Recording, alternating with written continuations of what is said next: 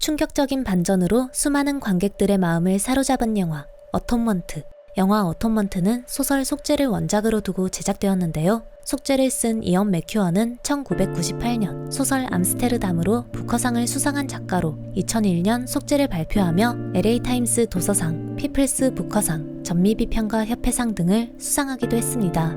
이후 2007년 영화 어톤먼트가 개봉되며 또 한 번 크게 주목받았죠. 오늘은 영화 어톤먼트와 소설 속죄를 비교하며 영화를 볼 때는 확실히 알기 힘들었던 캐릭터들의 속마음, 그리고 영화와는 다른 결말에 대해 살펴보도록 하겠습니다. 몰란드 양, 당신이 품어온 의심이 얼마나 무서운 것인가를 생각해보세요. 도대체 무슨 근거로 그런 판단을 내린 겁니까? 제발 당신 주변에서 일어나는 일을 똑바로 보고 이해하고 판단해주세요.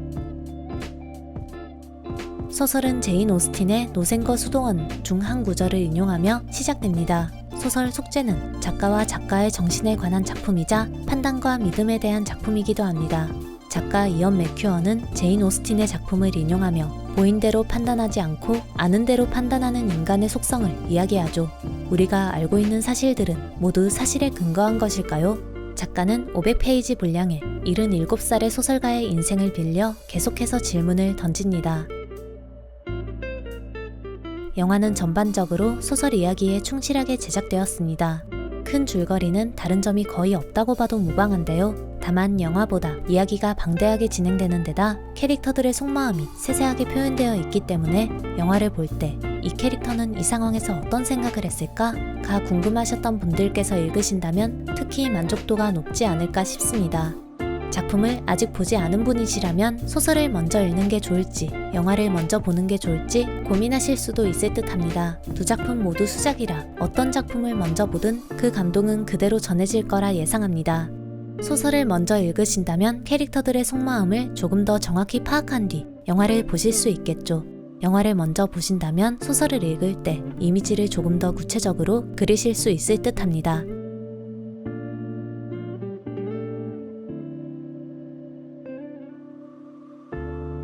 영화는 소설을 거의 그대로 담았지만 그럼에도 차이점이 존재합니다. 먼저 캐릭터부터 말씀드리자면 원작 속 브라이오니는 금발머리가 아닙니다. 검은색 머리카락을 가진 소녀로 그려지죠. 로비 또한 영화와는 외양이 사뭇 다릅니다. 소설에서는 키도 덩치도 큰 인물로 그려지기 때문입니다. 다만 로비의 청명하고 맑은 눈동자의 이미지는 제임스 맥어보이의 눈동자와 상당히 흡사해 보입니다. 세실리아는 로비에 대해 다음과 같이 묘사하죠. 그의 눈이 마음에 들었다. 오렌지색과 초록색의 아름다운 조화. 햇빛 아래에서 보면 투명한 알갱이들이 점점이 흩어져 있는 듯 보이는 눈동자. 키가 무척 큰 것도 마음에 들었다. 지적인 사람이 체격까지 건장하고 멋있으니 참 흥미로운 일이었다. 롤라와 쌍둥이 형제는 영화에서 제법 그대로 그려졌습니다. 세 명 모두 진한 갈색 머리, 그리고 주근깨가 있는 인물로 그려지죠. 폴 마셜의 경우 개인적으로 베네딕트 컴버배치 캐스팅이 제법 탁월하다고 여겨졌는데요. 소설 속 폴 마셜은 꽤 괜찮은 외모라고 쓰인 반면 자세한 이목구비에 관해서는 뭔가 조금 부족해 보였다거나 우스꽝스럽기도 했다고 쓰이는 등 독특한 외모를 가졌다고 표현되어 있기 때문입니다. 마지막으로 세실리아의 경우 길고 홀쭉한 얼굴, 작은 입, 약간 말상으로 설명됩니다. 그럼에도 그런 이목구비와 상관없이 고혹적인 아름다움이 느껴지는 얼굴이라고 묘사되죠. 검은 눈, 새색에 잠긴 듯한 표정 등 키이라 나이틀리가 떠오르는 표현들로 가득했습니다. 브라이오니는 왜 거짓말을 했을까요? 영화는 이미지로만 상황을 그리다 보니 브라이오니의 생각을 확실하게 알기가 소설보다 어렵기도 했는데요. 반면 소설에는 캐릭터들의 생각이 명확하게 쓰여 있어 브라이오니가 거짓말을 한 이유도 정확하게 알 수 있었습니다. 먼저 처음 브라이오니가 상황을 오해한 것은 분수대 옆에 두 사람을 봤을 때입니다. 브라이오니는 세실리아와 이야기를 나누고 있는 로비를 보고 마치 청혼 장면 같다고 생각합니다. 비천한 파출부와 얼굴도 모르는 아버지 사이에서 태어나 브라이오니 아버지의 도움으로 대학까지 나온 로비 터너가 용감하게도 세실리아에게 구애를 하고 있는 것으로 생각하죠. 문제는 다음부터 일어납니다. 브라이오니는 세실리아가 옷을 벗는 것을 보고 로비가 오만하게 손을 들고 뭐라고 명령을 내리고 세실리아는 그 말에 순순히 복종하고 있는 것 같다고 생각합니다. 또 로비는 뒷짐을 진 채 탐욕스러운 눈으로 그 모습을 지켜보고 있었고 때문에 브라이오니는 도대체 언니를 마음대로 움직일 수 있는 힘이 그의 어디에 숨어 있었던 것일까? 라고 생각하며 의아해하기도 하죠. 세실리아에게 직접 물어볼까 잠깐 고민하지만 아까 본 일을 혼자 되살려보면서 적어도 감정적으로나마 그 일의 성격을 규정하면서 흥분을 맛보고 싶어서 참습니다. 로비에 대한 부정적인 생각은 로비가 세실리아에게 쓴 편지를 읽고 극대화되죠. 브라이오니가 로비의 편지를 읽은 이유는 호기심도 있지만 그보다 언니가 어떤 식으로든 위협을 받고 있으며 자신의 도움을 필요로 할 것이라는 사실을 추호도 의심하지 않았기 때문입니다. 또한 CUNT라는 단어는 편지를 읽기 전 그 의미를 알지 못했음에도 불구하고 단어의 발음과 글자 모양을 보고 무엇을 의미하는지 바로 이해했으며 그 단어가 자기 마음속의 이미지와 혼자만의 환상을 고백하는 한 남자에 의해 쓰여졌다는 사실이 너무나 역겹게 느껴졌다. 브라이오니는 자신이 언니를 도와주지 않는다면 모두 고통을 받을 것이라고 생각했다. 그러나 겉으로 드러나지 않게 조심스럽게 도와주어야 한다고 생각합니다. 그럼에도 아직 모든 것이 명확하게 드러나지 않은 만큼 두 사람의 관계와 분수대 사건을 미스터리로 여기는데요. 상황을 롤라에게 설명하자 롤라는 로비를 정신병자라고 칭하고 브라이오니는 그 단어에 크게 영향을 받아 롤라와 대화를 나눈 이후부터는 로비를 정신병자에 맞춰 생각하려고 노력합니다. 그녀는 이미 로비의 편지를 읽은 후였고 언니를 보호하겠다고 결심했으며 사촌으로부터 로비의 상태에 대해 설명을 들은 다음이었다. 그래서 그녀가 보는 것들은 이미 그녀가 알고 있는 것이나 알고 있다고 스스로 믿는 바에 따라 그 형태가 일부 수정되어야 했다. 저의 개인적인 추측이지만 책을 읽으며 롤라는 강간범이 누구인지 알고 있었는지도 모른다는 생각이 들었습니다. 롤라와 폴 마셜 사이에 그 전부터 어떤 일이 있었음을 암시하는 문장들이 여러 번 등장하기 때문입니다. 롤라는 브라이오니에게 쌍둥이 동생들이 한 짓이라며 살갗이 다 벗겨진 양쪽 손목을 보여줍니다. 브라이오니는 롤라의 말을 곧이곧대로 믿지만 브라이오니의 어머니 에밀리는 롤라의 상처를 보며 얼굴에 생긴 핥힌 자국은 무시할 수 없는 것이었고 팔에 든 멍도 어린 사내들이 그랬다곤 믿어지지 않았다고 보기도 하죠. 저녁 식사 자리에서 브라이오니가 롤라의 상처를 언급하자 폴 마셜은 제가 그 장면을 봤는데요. 애들을 롤라에게서 떼어놓기가 쉽지 않더군요. 라고 대답하기도 합니다. 그의 로비는 롤라가 그렇게 심한 상처를 입었다면 마셜이 왜 진작에 이야기를 하지 않았는지 물어보고 싶어 하죠. 또 로비는 마셜의 얼굴에 왼쪽 눈가에서 시작하여 코와 평행이 되게 2인치 정도 긁힌 상처가 있는 것을 보기도 합니다. 이후 브라이오니는 롤라가 강간당하는 현장을 발견하고 롤라에게 정확하게 누구였어? 라고 물어보는데요. 그때 브라이오니는 롤라의 몸이 갑자기 굳어버리는 것 같은 느낌을 받죠. 브라이오니가 로비였냐고 재차 되묻지만 롤라는 네가 봤잖아. 손으로 내 눈을 가려버렸어. 그래서 볼 수가 없었어. 라고 말하며 확실한 대답을 피합니다. 롤라는 어른들을 도울 힘이 없을 뿐더러 또 그럴 필요도 없었다. 브라이오니가 기회를 주자 그녀는 본능적으로 재빨리 그 기회를 부여잡았다. 거짓말을 할 필요도 없었고 그녀를 성폭행한 것으로 여겨지는 혐의자를 직접 볼 필요도 그에게 불리한 진술을 하기 위해 용기를 짜낼 필요도 없었다. 그런 모든 일은 그녀보다 어린 사촌 브라이오니가 대신 해줄 것이었다. 자신이 본 것을 진실이라고 믿는 순진한 브라이오니가 롤라가 해야 할 일까지 다 떠맡아 줄 것이다. 롤라는 그저 진실에 대해서는 입을 다물고 있으면서 그 진실을 빨리 그리고 완전히 잊어버리고 자신이 브라이오니와는 다른 진실을 알고 있는 것이 아니라 그저 확신이 없는 거라고만 믿으면 되었다. 브라이오니가 거짓말을 하는 부분도 영화와 살짝 다릅니다. 영화 속 브라이오니는 확신에 차 이야기하는데요. 소설 속 브라이오니는 경찰을 앞에 두고 두려움에 떨기도 울먹이기도 합니다. 처음에는 그 사람이라는 걸 알아요 라고 진술하지만 경찰이 네가 알고 있는 것에 대해서는 잠시 접어두자. 지금 네 말은 네가 그를 보았다는 거지? 라고 되묻자 그제야 네, 내가 그를 봤어요 라고 말하기도 하죠. 이어 브라이오니는 세실리아의 방을 몰래 뒤져 로비의 편지를 찾은 뒤 그것을 경찰에게 건네는데요. 세실리아는 자신이 잠깐 자리를 비운 사이 모두가 그 편지를 읽고 있는 현장을 발견하고는 어떻게 감히? 라며 경로합니다. 책은 세실리아의 분노에 대해 다음과 같이 설명합니다. 한참 동안 세실리아는 방 한가운데 서서 오른쪽 손가락을 쥐었다 폈다 하며 자신이 이런 사람들과 인연을 맺고 산다는 것이 믿어지지 않는다는 눈으로 방 안에 있는 사람들을 한 명씩 노려보았는데 자신이 알고 있는 것을 그들에게 말하고 싶지만 말이 나오지 않는 것 같았다. 한참이나 노려보고 있던 세실리아는 몸을 돌려 응접실을 나가버렸다. 복도를 걸어가면서 지르는 분노의 외침이 타일 바닥에 울려 엄청나게 크게 들려왔다. 제 입으로 보이는 로비의 군 생활은 영화와 비슷한데요. 다른 점이 있다면 영화보다 전쟁 상황이 훨씬 참혹하고 또 생생하게 그려진다는 것입니다. 잘린 채 나무 위에 걸려있는 어린아이의 다리, 폭탄으로 흔적도 없이 사라진 엄마와 아들, 끝이 보이지 않는 몇 날 며칠의 행군까지.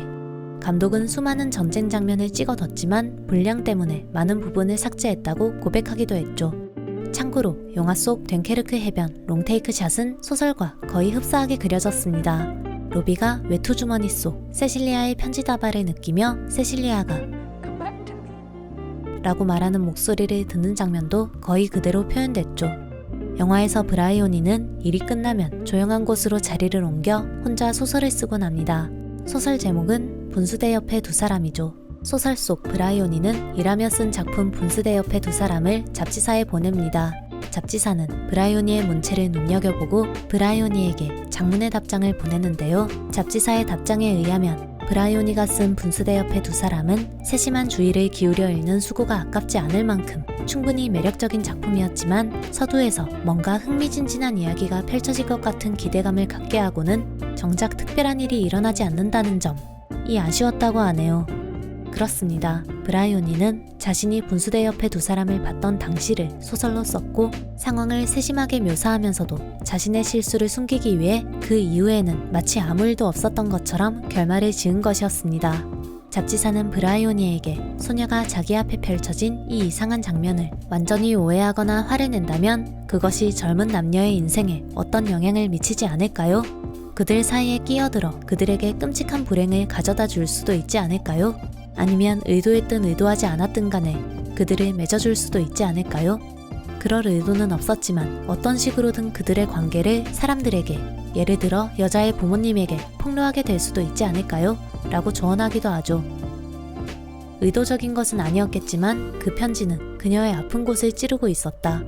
소녀는 그들 사이에 끼어들어 그들에게 끔찍한 불행을 가져다 줄 수도 있지 않을까요? 그렇다. 정말로 그럴 수 있을 것이다. 그리고 그렇게 했다. 그녀는 보잘것없는 글재주로 하찮은 소설 하나 써냄으로써 그 사실을 감출 수 있다고 생각했던 것일까? 그 어떤 것도 그녀의 비겁함을 숨길 수는 없다. 그녀의 소설에 없는 것은 그녀의 삶에도 없었다.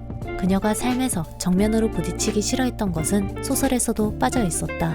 진정한 소설이 되기 위해 빠져서는 안 될 것이 바로 그것이었는데도 말이다. 이제 어떻게 해야 하나? 그녀에게 부족한 것은 소설의 척추가 아니었다. 그녀 자신의 척추, 그녀 인생의 척추였다. 영화와 또 다른 점이 있다면 영화는 인터뷰 방식으로 진실을 밝힌 반면 소설은 내면의 독백으로 진실을 고백했다는 것입니다. 77번째 생일을 맞은 브라이오니는 로비와 함께 행군을 했고 로비의 마지막을 지켜봤던 네틀로부터 장문의 편지 10여 통을 받았고 그것들을 박물관 문서관리소에 기증합니다. 브라이오니는 아직 로비와 세실리아의 이야기를 담은 소설을 출판하지 않은 상태인데요. 이유는 출판사가 소송으로 이어질 것이라며 출판을 말렸기 때문입니다.